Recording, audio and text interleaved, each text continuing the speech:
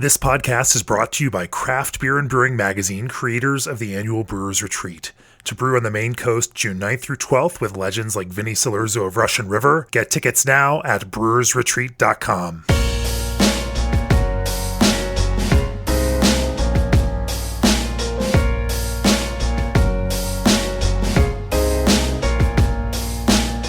Welcome to the Craft Beer and Brewing Podcast. I'm your host, co-founder, and editorial director of Craft Beer and Brewing Magazine, Jamie Bogner. My guests on the podcast today are Kristin and Ryan Scott of Odd13 Brewing in Lafayette, Colorado. Welcome, Ryan and Kristin. Thank you very much for having us. Howdy. Of course. We're going to get to a conversation here in a second, but first, G&D Chillers is the industry's premier choice for glycol chilling and sets the standard on quality, service, and dedication to their customers' craft. For 25 years, G&D has led the way on custom innovative solutions that match brewing customers' immediate and future needs. Thinking outside the box, whether it's a simple relocation of a utility connection for a complex buildup or ground-level design and engineering, G&D is ready to meet the challenge. Contact G&D Chillers today for your chiller sizing needs at 1-800-555-0973 or reach out online at gdchillers.com. Also, Hopsteiner is a sixth-generation global hop supplier dedicated to delivering the finest hops and hops products available. As a vertically integrated hops supplier, Hopsteiner advances the industry as one of the foremost international growing, breeding, trading, and processing firms in the world. Hopsteiner ships hops globally and partners with breweries of all sizes, offering unique hops varieties and innovative hop products designed to enhance flavor, aroma, consistency, and flexibility for brewing and beyond. Learn more at hopsteiner.com. Cool. Welcome to the podcast, Kristin and Ryan. Thank you. Thank you. Before we get started, I want to mention for anybody who out there is listening and had any intention of buying a ticket to our Brewers Retreat up in Maine in June, there's 2 tickets left. So hop on that as soon as you can. We expect it to sell in the next day or two.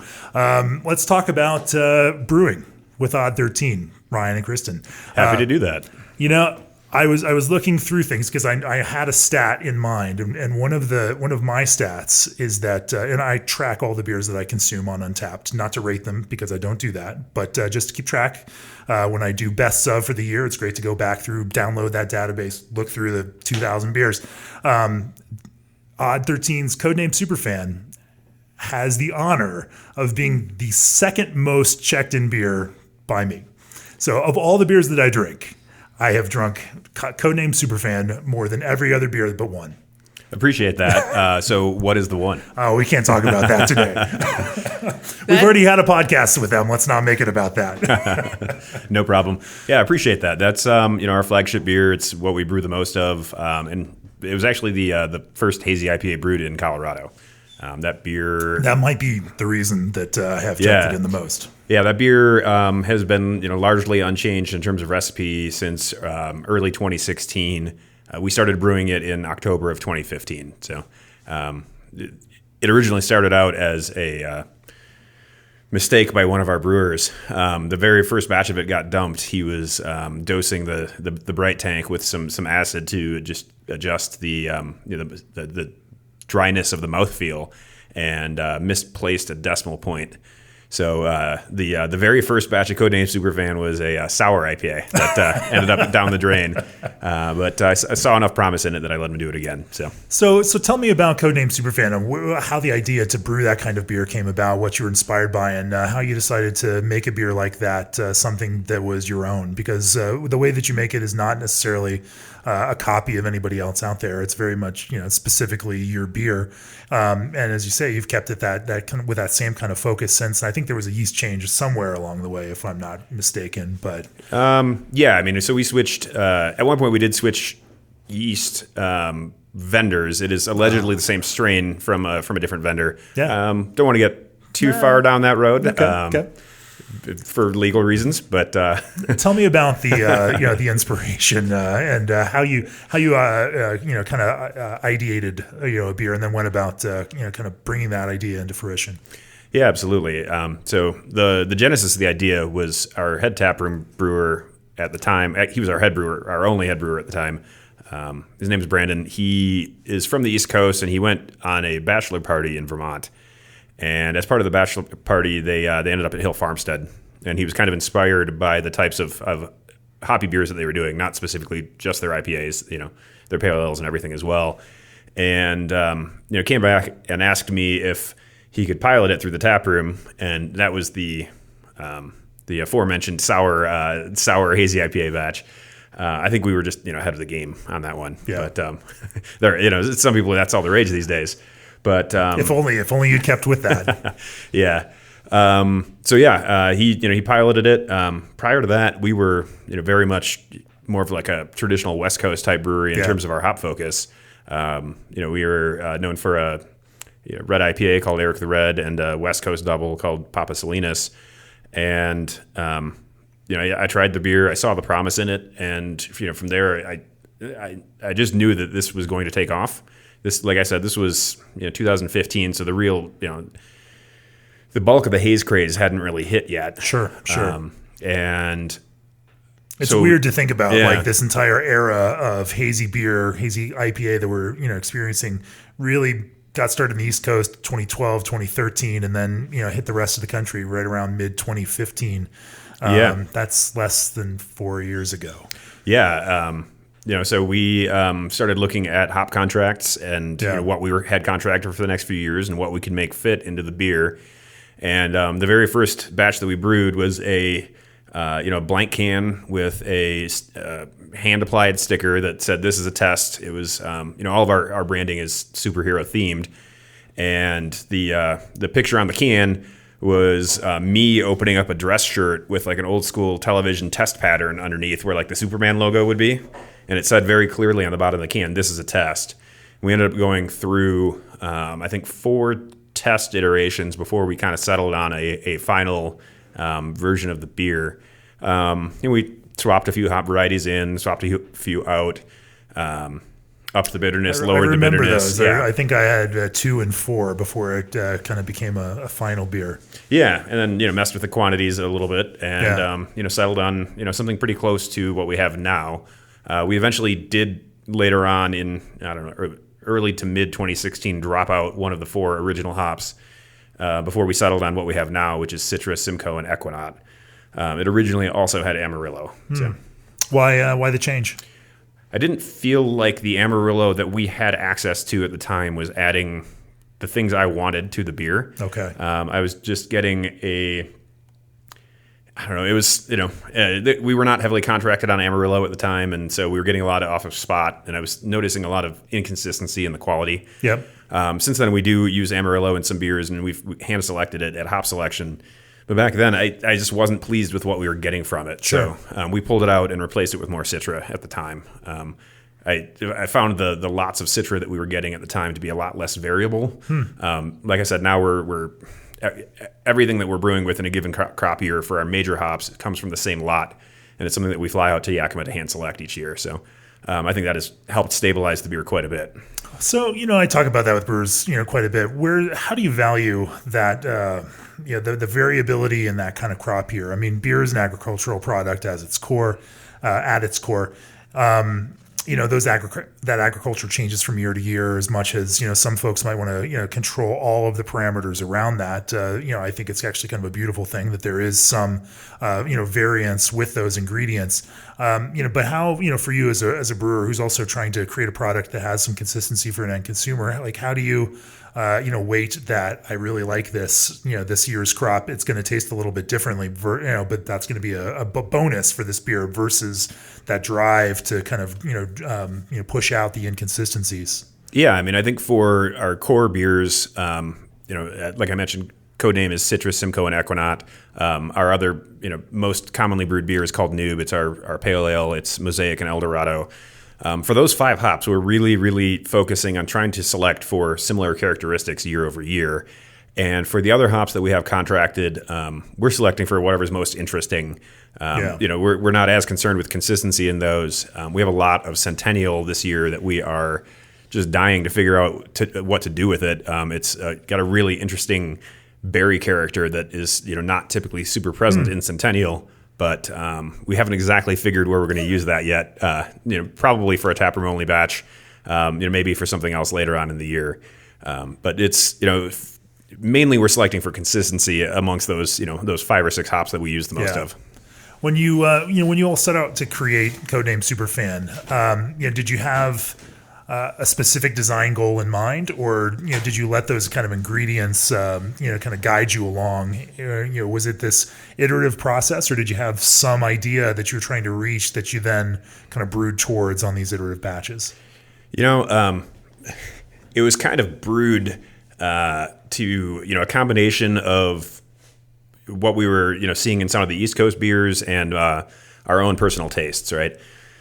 The end goal of the beer was to be something that was a little more full bodied than you would see out of a typical West Coast IPA that was popular at the time, while still maintaining a low enough residual gravity that you were ending up with something that you could drink several of without feeling full.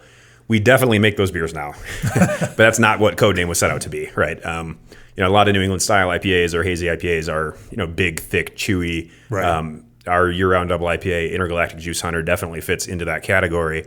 Codename was aimed at hitting that 6.5 ABV, relatively low IBU, and just enough body to to have a good mouthfeel while still being crushable. Finishes, we still deal in specific gravity rather than Plato, so it finishes about 10-12. Okay. Yeah, so 6.5 ABV, 10-12 finishing gravity. We measure IBUs at, we like it to be around 45. We've actually switched some of our hop products over the past few years to cryo pellets, and we actually see a slightly higher utilization from the cryo pellets than we did from T90s. So we're actually experimenting with lowering whirlpool temp to reduce the amount of extraction of IBU we're getting out of the whirlpool. Why do you think that is? You're using the pellets, not powder, right? Yeah, so it's pelletized powder. Right. It just basically dissolves into mush as soon as it goes into the whirlpool. My guess is just that less of the actual pellet is made up of plant matter, and because of the fact that it's just the pure lupulin powder, it's just more more surface area exposed, less of it hidden in the plant matter. But you're saying even after you adjust, for the 2-to-1 kind of difference in the guideline effectiveness, that you're still seeing additional efficiency over and above that. Yeah, absolutely. I don't know that this has been particularly widely studied, but we've definitely done the analysis. On exactly. Shows like this. Yeah. So yeah, we've seen actually about a 10 IBU jump. Okay. That beer doesn't see any hops until the whirlpool. There's no bittering addition. There really hasn't been since like test batch 1, maybe 2. Yeah. I think we went with a fairly significant bittering addition on test 1, cut it considerably in test batch 2, and eliminated it starting with test batch 3.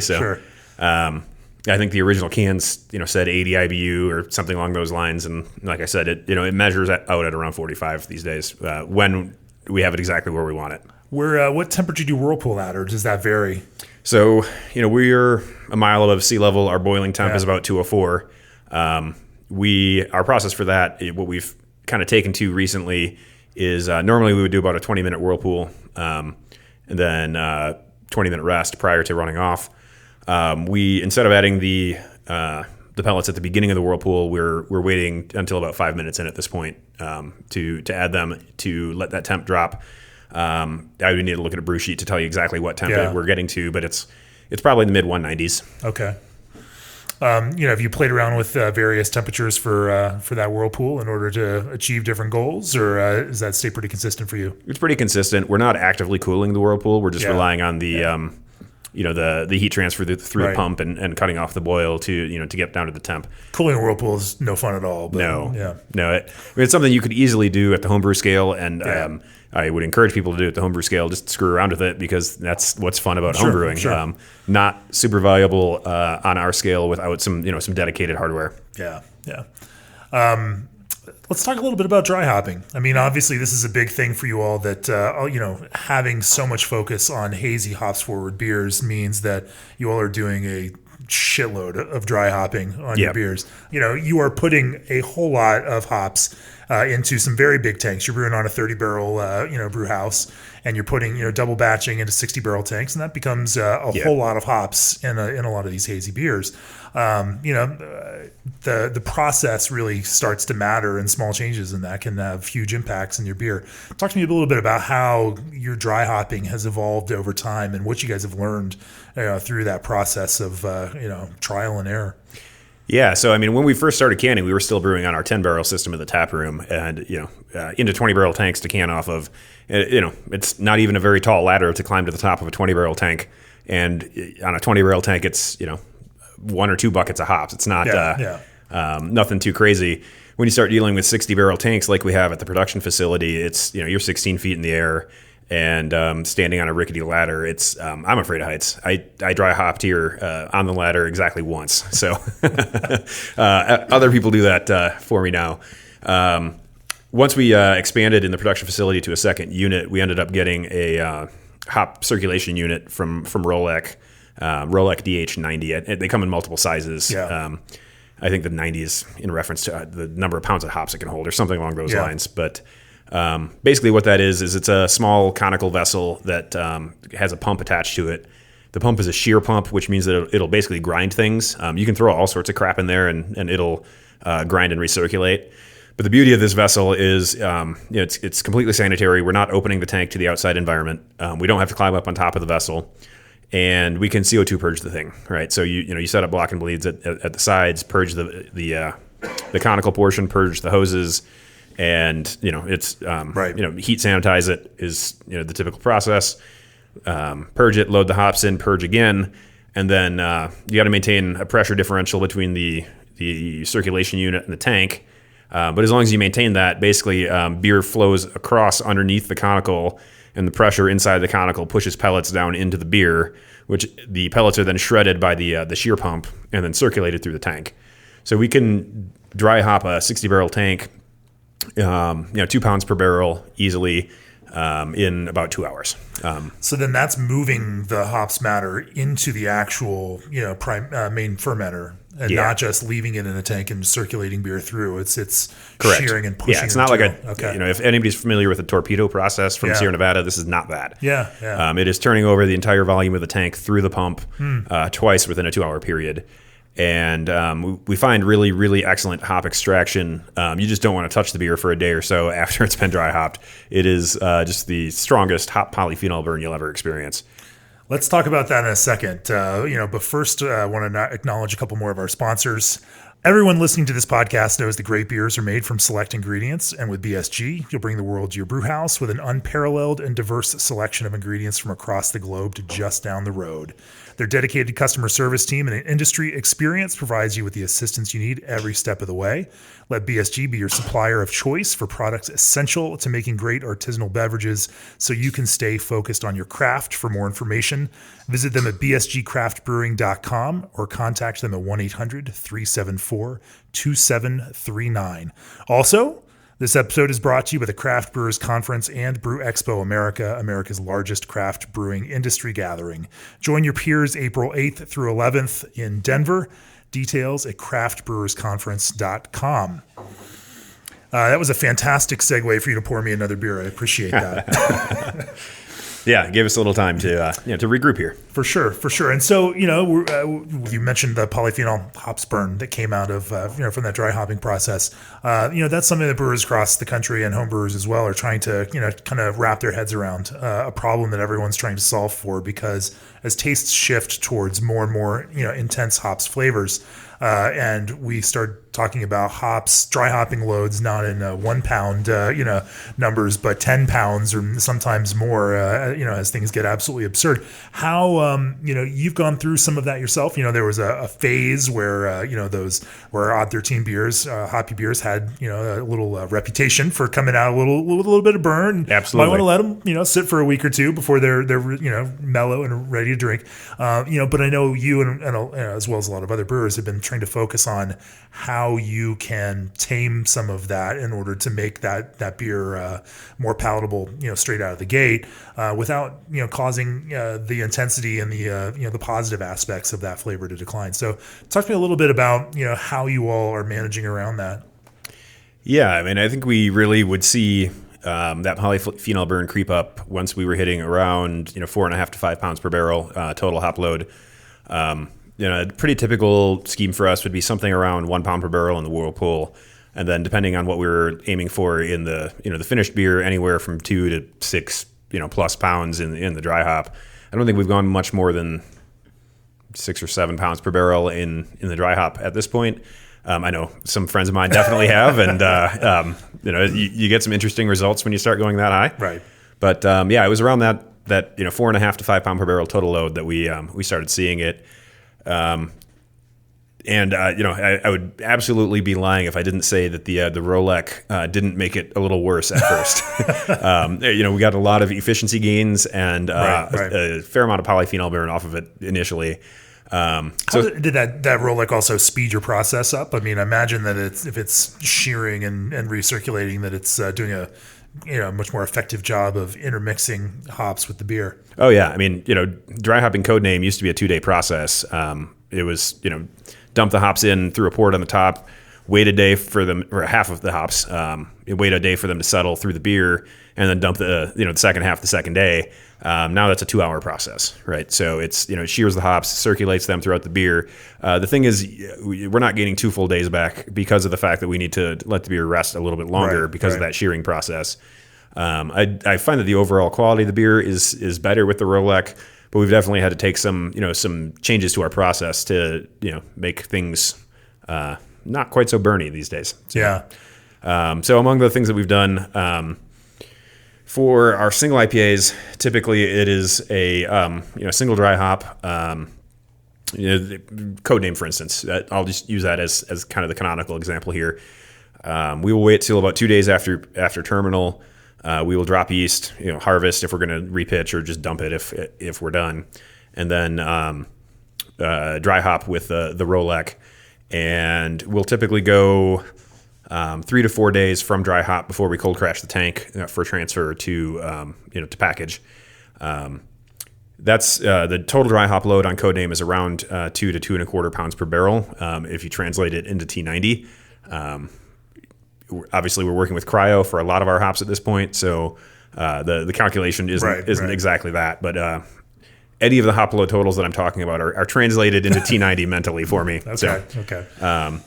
And then but that's a pretty quick turnaround on some of these. I mean, there are we find that by dumping the yeast first. So you're not a biotransformation person. We are in some cases. Okay. Codename specifically isn't. Okay.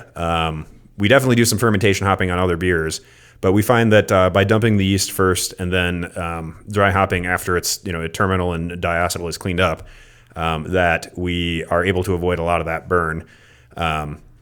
And in cases where we are dry hopping under active fermentation, we definitely do that when the hop load goes over about 3.5 pounds per barrel. We'll split the dry hop into a fermentation hop and a dry hop. So it'll go. The fermentation hop will go in 1 day after high kreuzen. What we find is if we push all of that back to when we would normally dry hop, that's when we see a lot of that polyphenol burn. So we'll dry hop 1 day after high kreuzen.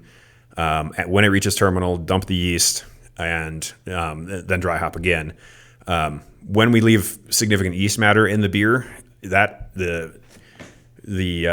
think some of the polyphenols really attach to the yeast and are responsible for a lot of that burn. If you've ever tasted yeast at the end of a IPA fermentation, the yeast itself tastes bitter, right? Yeah. And then if you have raw hop matter attached to that as well, you're going to get that burn. Well, it would also seem to be antithetical to the entire idea of adding that many hops, because if those polyphenols bond to that yeast, the yeast will drop out. Like, all yeast will settle out of a beer. Yeah. It's just what yeast does. It's too large to stay in solution. And so it'll drag that hops character that you've now spent so much money in hops to put into that beer and just take it right down to the bottom of that package. Absolutely. So not necessarily what you're going for there. No, but we do find that the fermentation hopping does have some of those biotransformative effects. I am not going to pretend that I know the specific science behind that. That's not my background. But it is qualitatively a different hop character. If we took the exact same hop load and added it in during one day after high Kreuzen versus 2 days after terminal. Even before anything drops out, the ester profile and the biotransformative effects of the yeast just cause it to taste different. Yeah. So we're kind of relying on that for some of the more heavily hopped beers to create, like layers of hop complexity, right? It's not just a, straight Citra bomb or something along those lines. What from a sensory perspective, how would you articulate or describe some of the differences in that flavor? Man, I love this question because every engineer brewer that I talk to has the hardest time trying to articulate this. Absolutely an engineer brewer. My background is in software engineering, it's difficult to articulate. It is. I would say it is, for lack of a better word, I would say the hop character is a little bit rounder and maybe covers a broader spectrum of flavors after it's been through fermentation. Whereas I feel like, with our beers that we just dry hop after terminal, it's more of a pure expression of what the actual hop flavor is, flavors and aromas. It's like, oh, that is, so one thing that we do is all of our year-round beers, year-round hoppy beers are differentiated in terms of the core hop profile. So Codename is primarily Citra and Simcoe. Noob is exclusively Mosaic and Eldorado, and Juice Hunter is primarily Galaxy and Amarillo with some Simcoe in there as well. So we're really trying to differentiate the hop profile between each one. And the difference between those three beers is Juice Hunter gets a fermentation hop, and I find the hop character to be extremely pronounced, but a little bit less specific, like varietal specific. There's definitely a strong Galaxy component to it because that beer is intended to highlight Galaxy. But when I taste Codename, I taste Citra and Simcoe, and when I taste Noob, I taste Mosaic and Eldorado. That's kind of the way I would describe it. Is the post-terminal dry hop is more of a pure expression of a specific hop characteristic and less kind of generically fruity. Okay, so that's what I get personally. That makes sense. Yeah. It's tastes like the hop and those characters in the hop, and not just the flavors that hop produces. Yeah. It's more easily identified as a specific variety is, I guess, probably the easiest way for me to describe it. Right? Yeah. That is Citra. That is not Citra and a whole mess of esters. Not mess in a bad way, but Sure. Sure. Yeah. So by dropping the yeast before you dry hop, or dropping yeast before you add your dry hops, are you mitigating some of the potential problem from hops creep that's hitting other folks, or do you see some diacetyl production through that dry hopping? Interesting question. I was just talking with our production manager today about this question. We see terminal gravity creep in Noob significantly more than in Codename or Juice Hunter. Interesting. The interesting thing about that is Codename. And that's the smallest beer of all three. It is. And Codename, it's not like it's a yeast strain thing either, because Codename and Noob share a yeast. Mm-hmm. So Codename and Noob are Conan, traditional heady topper yeast, also used by Hill Farmstead. At least it was at one point. I don't know if that's still what they're using. Whereas Juice Hunter is LA3, right? Yeah. So it's actually LA2 that we get from Inland Island, but it's the same strain, right? Yeah. And so it's not like Codename and Juice Hunter share a yeast, and Noob is the odd man out there. So the variables we're exploring there is that the grain bill for Noob is different. The grain bills for all three beers are different. Codename is 2-row and wheat. Noob is Vienna and rye, and Juice Hunter is pills and oats. There's maybe a couple extra malts here and there on some of those, but as far as the core of the beers, they're differentiated that way. And so we're beginning to believe that it actually might be hop variety dependent, just because of the fact that we see it the creep exclusively in that one beer, and we have not necessarily seen it in some other like rotating beers that we've produced with those same malts, right? So there might be a CBC proposal for next year coming out of this. We don't know yet. It's still something that we're exploring. Our production manager and lab tech have been looking at it pretty extensively. But yeah, we have definitely seen some It terminal sounds gravity like creep. as you mentioned, I mean, if you're talking about Vienna and rye malt, there's also potential for some difference there. Yeah. But like I said, I think we've used Vienna and rye in rotating beers that we haven't seen that creep in. So I don't know. We're not 100% sure where it is, but it's pretty consistently that one beer. Yeah. Do you know which hop you think it might be? Yeah, no, I mean, we use Mosaic fairly extensively, and we use El Dorado almost exclusively in that beer. There's not a lot of beers that we use El Dorado in. My guess might be El Dorado, but non-scientific, completely anecdotal. Yes, completely anecdotal, not scientific. I think we're going to do some of the science to try to figure that out, but we're not there yet. I know, Jason Perkins and Tom Shellhammer, when they did their experiments, I mean, they were using Cascade in, re-dry hopping finished cores. And even that, caused, re-fermentation, even on the finished beer. And so it certainly could be more than one hop variety, but there may be some that are more or less sensitive than others when it comes to that. Yeah, I'm not saying necessarily specifically El Dorado, but no. That seems to be in our process and, the ingredients that we commonly use, one of the things that is different about that beer specifically. So it's so interesting. This kind of conversation in your experience and this kind of shared oral experience between brewers becomes the way that everyone learns. There's not a textbook that says this is how to do it and this is what's going to happen when you do this, because like we said, frankly, before, we're about 4 years into this whole style of doing this. It is way early days, and everybody is learning along.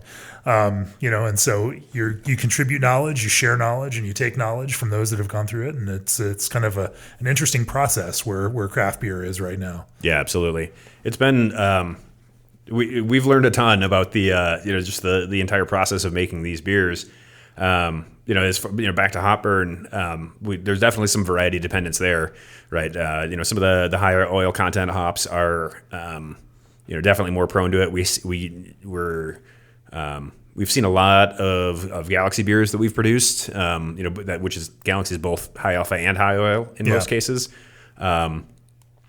We tend to notice hop burn being more prominent in beers that feature Galaxy, and that might be a beer that we would be, or might be a hop that we would be inclined to move a significant portion of the dry hop, the Galaxy portion of the dry hop into the fermentation hop, right? So.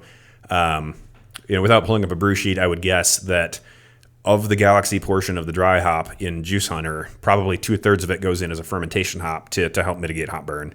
And we've definitely seen some other varieties that fit the same thing. Citra, same way. High alpha, high oil. That tends to be the combination that tends to bring out a hop burn in the excessive dry hopping rates. So interesting. Let's talk. One of the first beer that we were drinking while we were talking was a quad dry hop. Double. Oh, that one's double. That's the double, That's Nelson Sauvin double dry hop Codename Superfan. You have released a quad dry hopped Superfan as well. Yeah.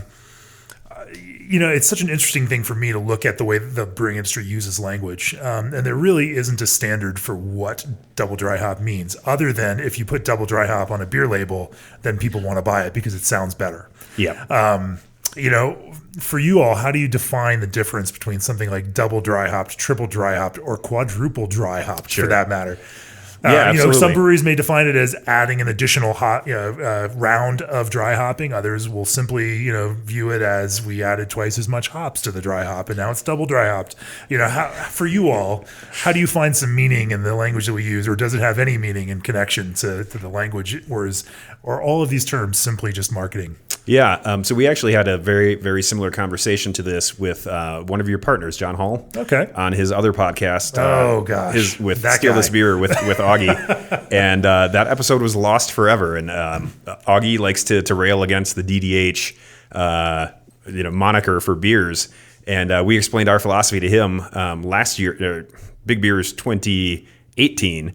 When we did his podcast, and he lost the recording, so it never made it to air. So he calls it the best episode he's ever made that never saw the light of day. So when we say double dry hopped or quadruple dry hopped, we literally mean double the quantity or quadruple the quantity. The first time we released QDH Superfan, the labels actually said DDH Superfan, and that's what it was supposed to be. Right. It was a math error by one of our brewers. You guys keep making a lot of math errors here. I'm sensing it was a different brewer this time, and he copied. I think it was the dry hopping for a 60-barrel batch instead of a 30-barrel batch, and then doubled it, and so we ended up quadruple dry hopped. When we say DDH or QDH, we literally mean that. So the beer that we were drinking prior to this was Nelson Sauvin double dry hopped Codename Superfan. We took the standard quantity of dry hops that we would put into Superfan and matched that with Nelson Sauvin.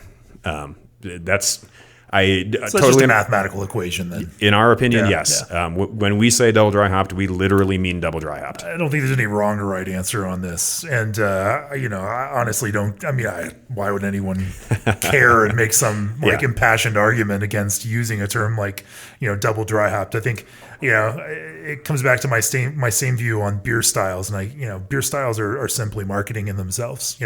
All of these ways are a way to convey something to a consumer and suggest some meaning in a way that connects them with something that they're familiar with. And so, if double dry hop suggests that this one's even hoppier, whatever hoppy means, whether that's bitter or whether that's, more fruit forward flavor from the hops, if it conveys some idea that connects with a consumer and suggests to them that they may like this, then it's done its job. That's the way that we use language in order to sell beer. This is, brewing isn't business. And, the whole idea of a style is, hey, if you liked this one, you're probably also going to like this other thing that I make. That's why you have a beer style.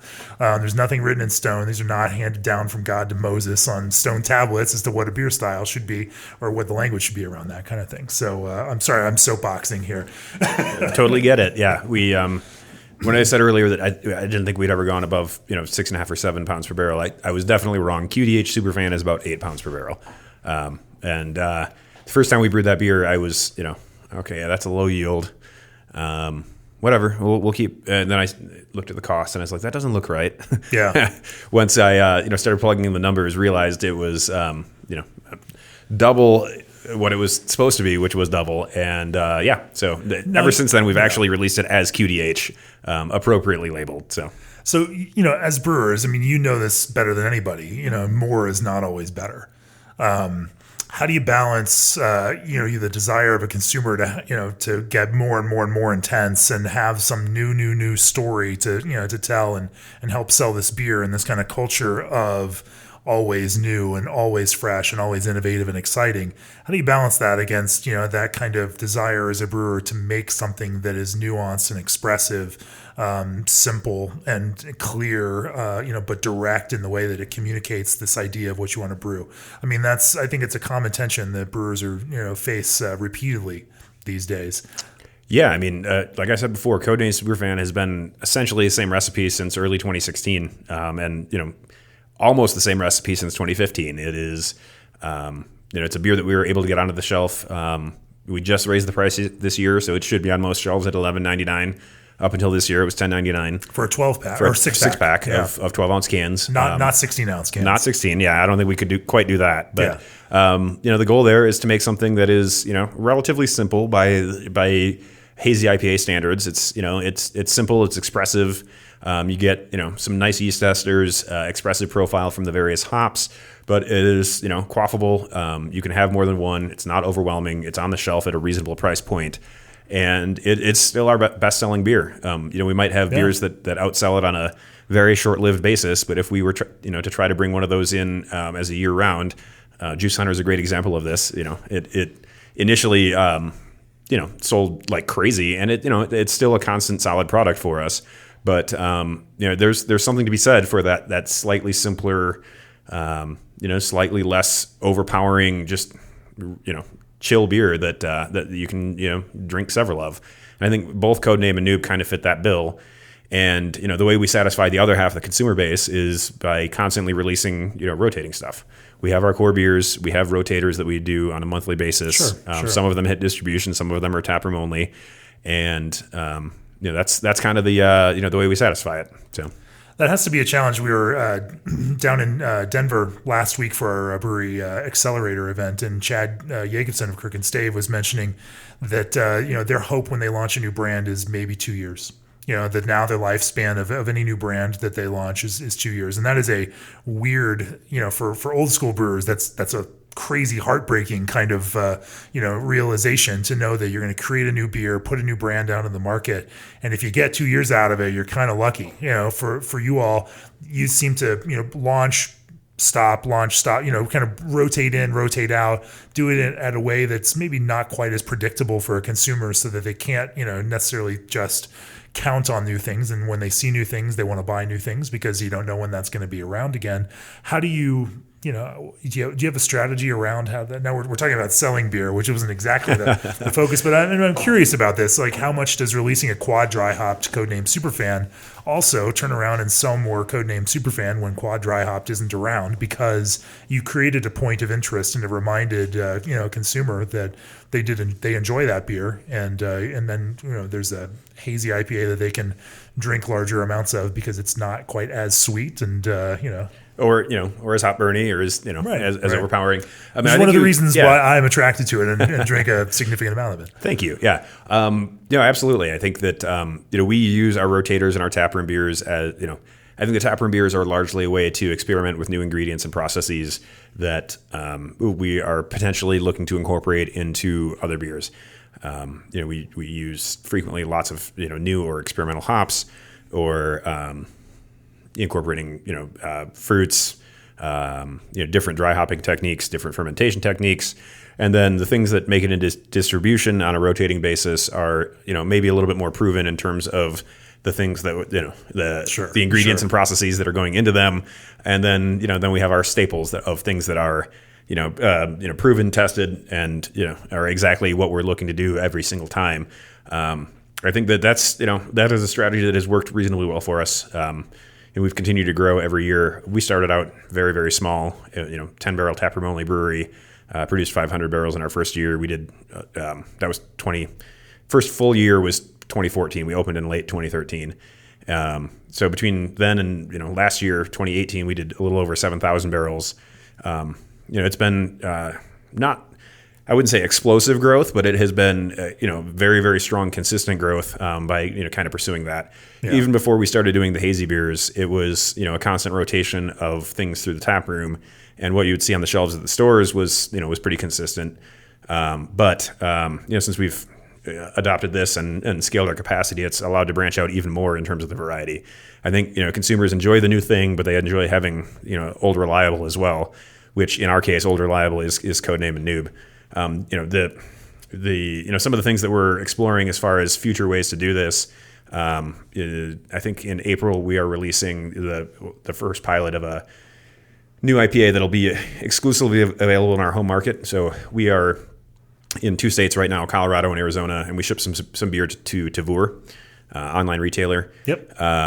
We are going to be releasing a beer in April that will be a year-round beer for us next year, that will use 100% Colorado malts and a significant portion of Colorado hops, not exclusively Colorado, because we want to incorporate a few things that we find super interesting, and Colorado propagated yeast from Inland Island. So we don't have a name on that one yet, but it'll be our taproom can release for April. And it's Colorado has been really good to us. We want to try to provide some things to the local market that just aren't available everywhere, right? And people really enjoy knowing where their products came from. The farm to table movement, the eat local, drink local movements. That's something that we definitely believe in. It's very hard to do on a large scale. So this is not something that we could make a huge amount of at a reasonable price, but it's something that we're looking to do on a pretty consistent basis. Starting in 2020, throughout our entire home market. This year we'll probably pilot it a few times through the tap room, but I think that's finding areas like that to to embrace just. I think, and I've watched other brewers have these conversations online about that, some, just, up in arms over this kind of focus on local and it should be about best. I think this argument about local is an important one only in a context of judging great versus great. Sure. And local, if it's a mediocre local product, nobody's going to drink it. You can sell it once, and if somebody comes back to it, they're not going to want to buy it again if they didn't have a great experience with it. And so, if it's a great tasting beer that people enjoy drinking and it's local, then local becomes that element, that pushes it over the top in terms of their purchasing decision. But you have to be talking about, apples to apples there with similar quality of product. Yeah, we'll be working on that beer with Troubadour Maltings out of Fort Collins. Yeah, fun. We've used a lot of their malts in various other beers that we've done, Yeah. and so we're kind of partnering with them specifically to, their logo will be on the beer. We're kind of co-branding it slightly with them to really let people know that this is Colorado grown product, right? That goes into it. And that same process is happening kind of, with other breweries and other, craft maltsters all across the country. It's Absolutely. a fantastic thing to watch that this process of, the growth of craft beer, specifically of craft beer, has led to the explosion of small providers, whether it's hops farms, in each of those states, whether it's, small artisanal maltsters in each of the states. And now I think, we're at like 25, 26 craft maltsters across the country. I mean, it's just kind of fascinating to see how that has exploded from this point where, they didn't exist, a few years ago because there wasn't a market for it. Yeah. You talked about ingredients and processes with your taproom beers. We've got a few more minutes left. I would love to talk about some of the experimentation that you're doing there and some of the things that are getting you excited, whether those are new ingredients, combinations of ingredients, or ways that you are incorporating some of those ingredients into your beer. So what's fresh and what's new and what's getting you excited? Well, yeah, like I said, the working with Troubadour has been great. We've used their malts in a bunch of different things. One of the things that is super overlooked in this style of beer is the contribution that malt makes, right? And when I say this style of beer, I'm talking about Hazy IPA. Sure. We produce tons of beer that's not Hazy IPA that's available in the tap room, but for the most part, if you're seeing something in distribution from us, it's going to be a Hazy IPA or a sour. But let's talk about that. That's a great subject. You mentioned you're using Pilsner malt and Juice Hunter, and you're using different kinds of bases in each one of your pale ale and Codename. Yeah. Why make those different malt choices in each of those, and what do you think that those, for you, how do those different malts impact the way that those flavors get expressed? Yeah, absolutely. So, the smallest of those beers has the richest base malt, right? So Noob is the smallest of the three beers. Vienna is a much richer malt than, Two-Row or Pilsner. And the biggest of the beers has probably the least impactful base malt in terms of, sweetness and gravity contribution, or not gravity contribution, sweetness and like color contribution. But Pilsner malt still has a distinctive malt character to it, especially when combined with the oats. I think one thing that we try to do is scale the richness of the base malt along with the the size of the beer. We've definitely produced inverse, yeah. So like when so you're gonna get real geeky here. Noob is a Conan beer, right? So we use Conan when we're looking for something that's a little bit lighter, a little bit more quaffable. Whereas LA3 tends to leave the beer a little bit thicker, a little bit sweeter, and they both have their place. We use LA3 pretty extensively. I'm not hating on one or the other. They just achieve different things. We produced like a double IPA, well, high end a single IPA, low end a double IPA version of Noob, with the exact same ratio of base malt and London Ale, and it was a delicious beer, but it was just rich and thick and filling. Whereas the exact same combination of malt with Conan produced a beer that has like a nice, bready malt character without being thick and cloying and sweet. So that's kind of part of the philosophy for us is, as we go up in gravity, we're the beers are going to finish higher. They're naturally going to be a little bit sweeter, especially if we're using London Ale. So we try to dial back some of the rich malt contributions as we go up in gravity to help compensate for that. I think that's, then you start to bring in other, your adjunct grains, your wheat, your rye, your oats. We those all impart different things depending on what we're looking to accomplish in a specific beer. And then you start bringing in like specialty roasts, like Vienna is a specialty roast of a base malt. One malt that we really like working with is the Blue Serenade from Troubadour. We've incorporated that. It's kind of analogous to a Vienna, and even some bigger beers, if we use it in a small proportion, it adds just a little bit of a malt richness to the beer that we wouldn't necessarily get from the straight base malt. In this style of beer, we really try to stay away from crystal malts for the most part. Yeah. We might use like a Vyroman Carafoam. That definitely does get used in both Codename and Juice Hunter in a very small proportion, just to lend a, we feel like it lends a small amount of sweetness and mouthfeel characteristic, but it's not a prominent component of the beer. And you do that in order to avoid some of the oxidative characteristics that some of those more crystal malts are. Yeah. Hoppy beers with crystal malt taste great when they're fresh, and as that malt oxidizes, I think it turns into just a mess. Like I said, our original flagship was a red IPA called Eric the Red that on draft in the tap room was excellent. In cans was very good, but I think that the freshness level in cans, the cans are more susceptible to oxidation than kegs, just by virtue of being volume. Volume to surface area and all of that. And not being counter pressure filled like a keg, right? Right. So, people like beers that are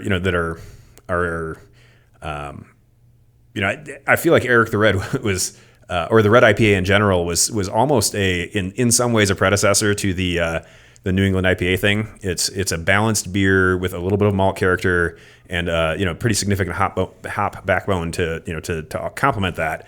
And I think the rounder, softer mouthfeel and lower bitterness of the New England IPA satisfies some of the same things, but is applicable to a broader audience, right? The interesting thing is if you cut the crystal malt out of Eric the Red and replace that with oats, you actually have a pretty bitchin' New England IPA recipe. And we cut the bittering hop, so you cut the bittering hop and replace the crystal malt with oats, and change the yeast from a West Coast yeast to a London ale or a Conan. The recipe was almost identical, and we actually produce a beer now called Eric's Ex-Wife, which the joke is she got all the hops in the divorce because it's effectively the same recipe. Eric the Red is actually named after a friend of mine. He's not divorced. He's happily married. Just had a second kid. Love you, Eric. But the beers we were producing before we were producing New England IPAs followed a lot of the same hopping schemes, where it was small bittering addition, big whirlpool, and even bigger dry hop.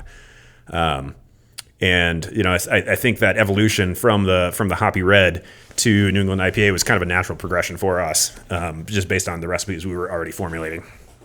Are there any other flavor impacts? You mentioned richness, of that kind of malt base, but are there specific flavor impacts outside of just how those contribute to that kind of sweetness and that mouthfeel? Yeah. The only other crystal malt that we will really use in any significant, I won't even say it's a significant portion. It might be 1.5%, maybe 2% at the highest is honey malt. I think it has, just that tiny bit of sweetness it's honey malt. For those that don't know, it's a relatively low, roast crystal malt produced by Gambrinus Malting. It is that little bit of sweetness to accentuate some of the mouthfeel characteristics, and I think there's the beer we're drinking now actually has an equivalent. It's not honey malt or anything crystal. But it's a fairly rich base malt that provides a sweetness and a textural component that helps balance out a lot of the hop characteristics. So. The beer we're actually drinking is called Sip the Magic Dragon. It's a Vermont-inspired double IPA. So, but yeah, it's we're looking the textural component and then a little bit of sweetness to balance the hop character is what we're looking for in malts, and we're looking for everything to be pretty balanced. So, why is this called a Vermont inspired double IPA? What's different between a New England style and a Vermont style? I mean, Vermont style is, we consider it a sub-style of New England style, right? Okay. So the original, the old school Heady Topper, Double Sunshine, some of the Hill Farmstead double IPAs, that kind of characteristic style of beer compared with the more modern New England style doubles was, significantly more bitter. It's this probably calculates at 80 or 90 IBU. Doesn't quite drink like that, Right, but right. and is not necessarily quite as thick and rich as you might see out of like a I don't know, Trillium or like a Treehouse. Trillium or Treehouse type. The more. I think that's what most people associate these days with the New England style, but realistically, it was Heady Topper kicked the whole thing off, right? Sure.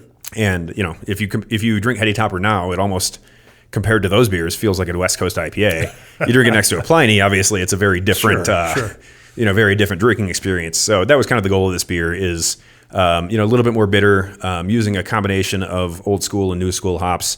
So there's some Columbus in here. There's some Chinook, along with some Citra and a couple other newer school things, which I think is if you were to drink Heady Topper, I think you would get a lot of the same characteristics in terms of that.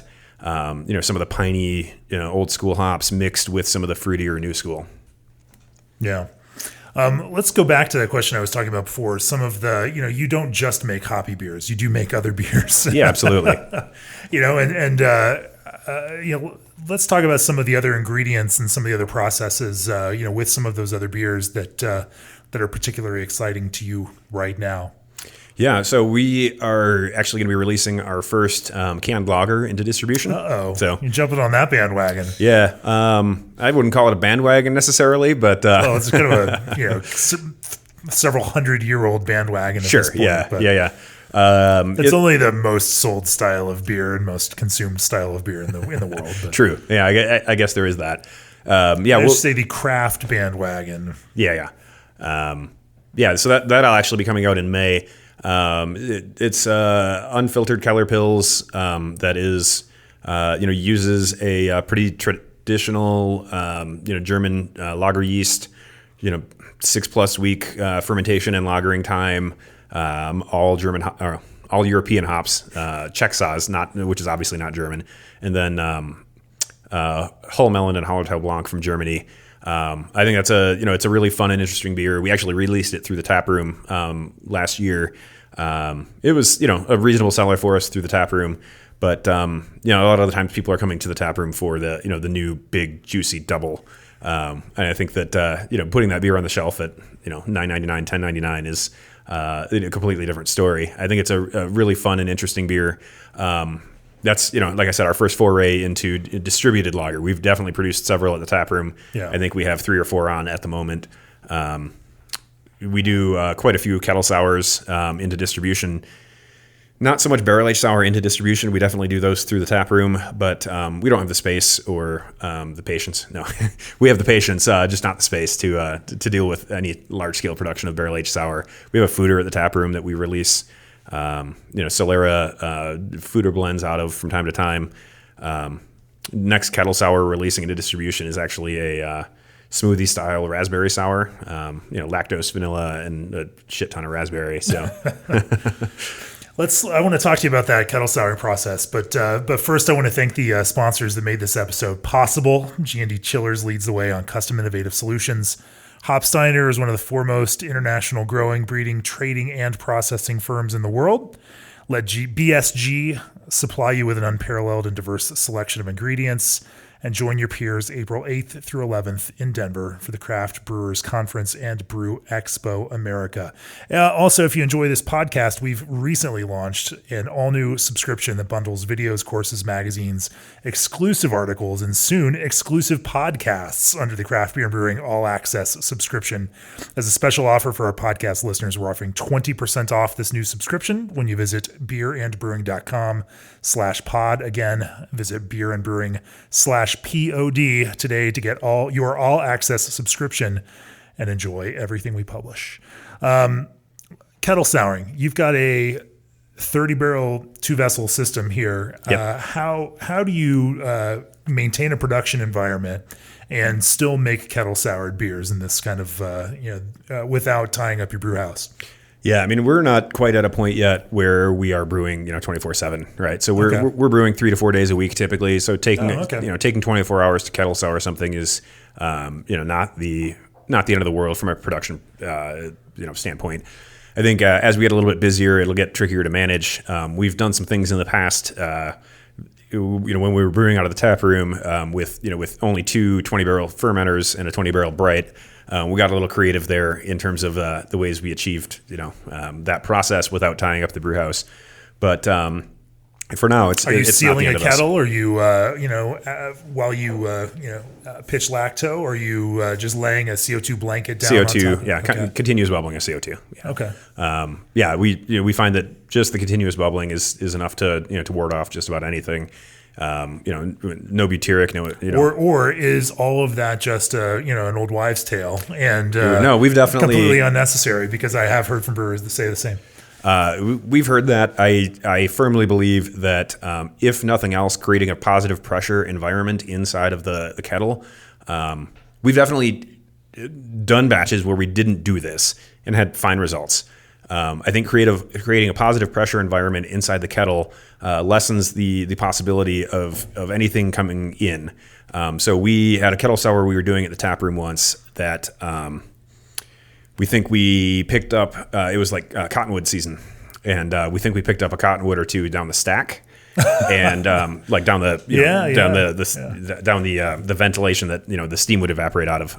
That's what I mean by stack, and we think it was a strain of wild yeast that really liked heat. We came in the next day and the kettle was like it was croisoning out the manway onto the floor, and the entire room smelled like Parmesan cheese.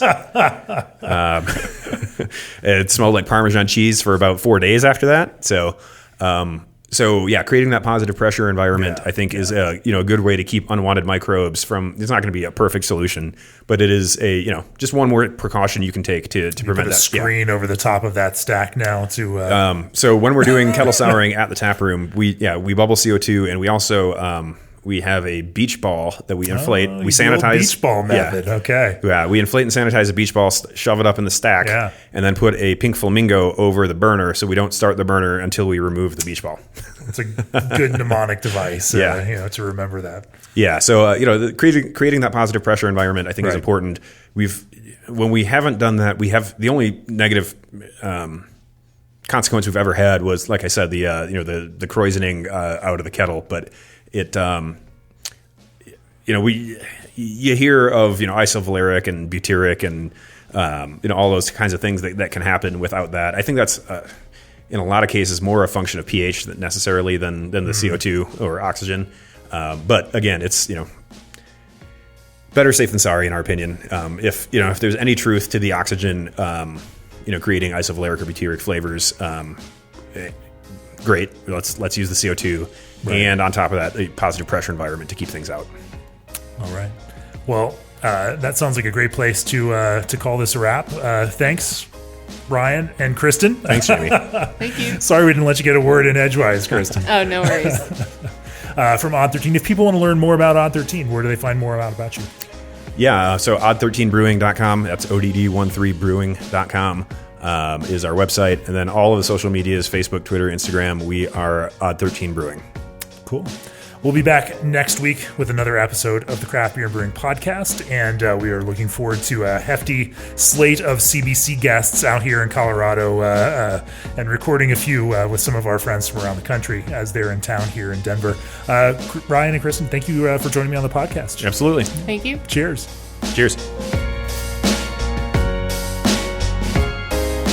This podcast is brought to you by Craft Beer and Brewing Magazine for those that love to make and drink great beer.